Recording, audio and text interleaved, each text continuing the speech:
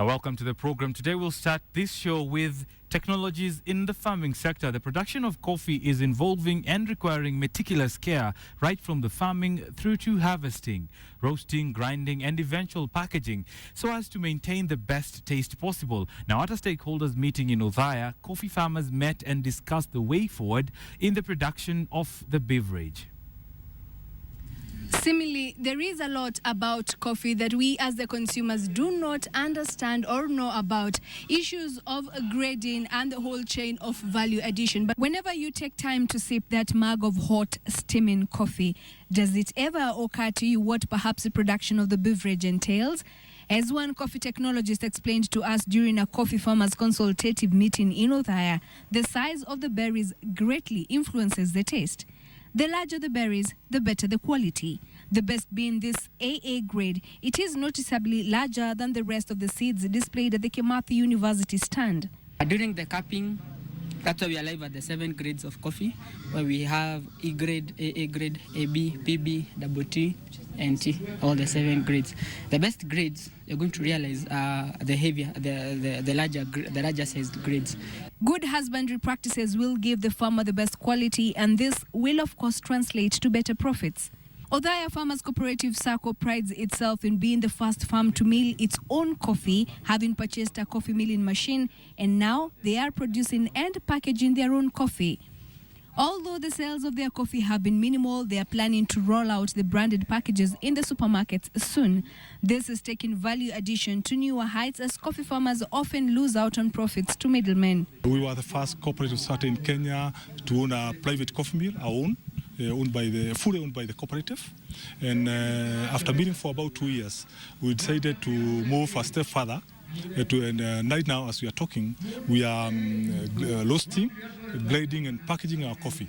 There before we could realize a percentage losses as high as 38% for the best coffee, which is parchment number 1. But presently, we are getting losses of between 14 to about 18%, which is very much normal for very good coffee. We intend to triple the production of coffee in this county. The farmers at the meeting were taught how to cultivate best practices and increase the production of coffee. They complain about the irony of Kenyans not taking much coffee, yet Kenya is a major producer. The stakeholders present blamed it on the marketers who export the bulk, leaving little for local consumption. Carol in Othaya. And today we are looking at an issue that is affecting you, the consumer, right at home. As the cost of living has continuously gone up, supermarkets and chain stores across the country are trying to look at different ways to get you to be loyal to them. This has come through the use of loyalty cards, as you know them by now, of your favorite supermarket. But then there's a new technology that is trying to put that all together in a way complex. And to help us understand that complexity is Adebayo Surakatu, who's the Chief Executive Officer of Flexcom Africa, who's introducing this new concept to Kenya. Karibu sana. Bayo, how different is what you're introducing to our traditional loyalty cards that we used to hear in Nairobi? Well, thank you. Flexcom has actually been interested in giving benefits to the people. Right. And this was actually done because it's a vision of our company, okay, to give the customers, okay, more lifestyle, right, to give some customer an environment, okay, where they, while doing shopping, okay, where they have immense benefits together. Right. We actually started also with an issue where we actually created a unique, okay, customer card. Right. It has been the problem, which we do know in the world in which we're living today. There are lots of customer cards out down there. But each customer card can only be used or is attached to a particular company. Right. All right. And what we've done is to curate only one customer card, which the customer can use everywhere where the customer goes shopping, across all stores. Right. All right. And the major important thing is not just the customer using the card, okay, to get points back. We don't give points back. The customer gets money back. Okay. And with getting the money back, okay, that gives the customer the opportunity to actually detect what I want to use it for. Right. So it is lifestyle and giving the customer real value, right, which words back to the customer. So in one way, it is trying to move away from a cash economy. On the other, it's trying to keep customers tied to the stores where the store owners also get to benefit. But what is the need for them? If I have a store, why should I bother with having such a high-level, high-tech app used by my customers? Well, there are two things that interest the retail shops owners, okay? And the problem in which we're actually having right now is they have a bigger problem, okay, staying up on the high streets, okay? We have the e-commerce, okay, sector down there, which is taking all customers away. People do buy on internet, and now we are having this supermarket, the bigger markets, okay, the bigger malls, okay, down there, and this actually is making it difficult for the local stores, okay, to make a living.